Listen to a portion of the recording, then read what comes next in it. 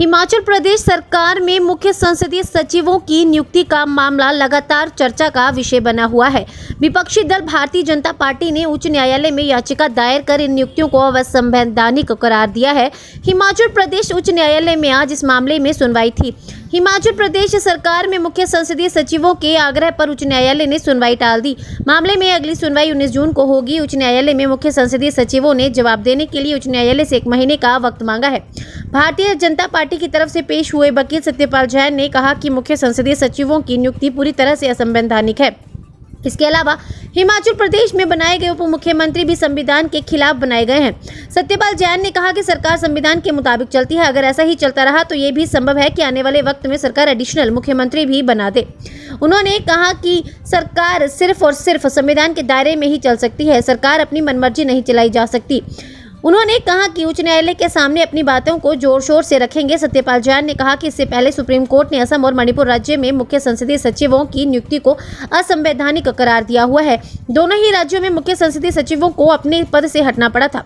हिमाचल प्रदेश में भी तत्कालीन वीरभद्र सरकार के वक्त मुख्य संसदीय सचिवों को अपने पद से इस्तीफा देना पड़ा था।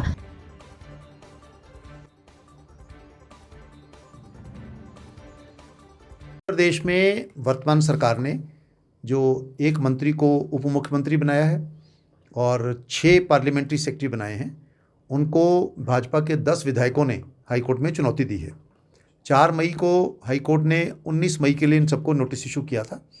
आज इन सब की तरफ से, सरकार की तरफ से एजी श्री मुकेश अग्निहोत्री की तरफ से उनके वकील और जो 6 पार्लियामेंट्री सेक्रेटरीज हैं, 6 पार्लियामेंट्री सेक्रेटरी, उनमें से 3 को सर्विस हो गई है, 3 की तमील अभी नहीं हो पाई।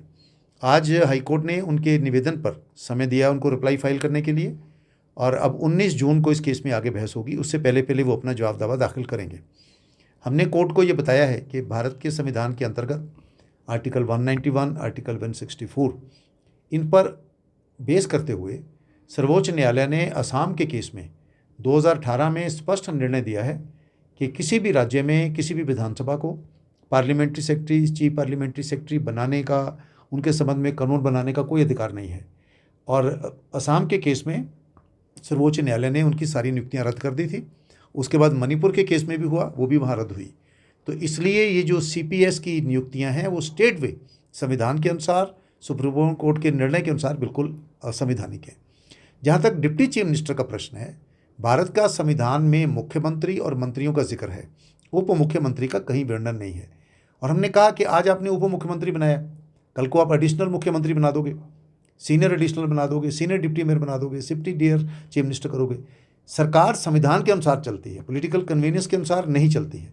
क्योंकि उप मुख्यमंत्री का कहीं प्रावधान नहीं है संविधान में, इसलिए उप मुख्यमंत्री को बनाना गैर संवैधानिक है। इस पर उन्होंने समय मांगा है आज रिप्लाई फाइल करने का। वो जवाब दावा दाखिल करेंगे और मुझे लगता है 19 जून को इस पर बहस होगी।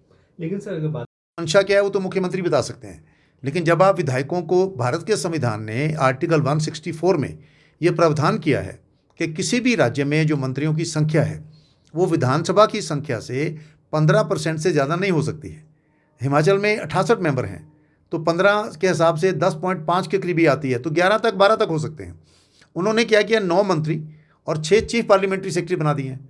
इस हिसाब से तो जो 15% का प्रावधान है वो तो अनल हो गया।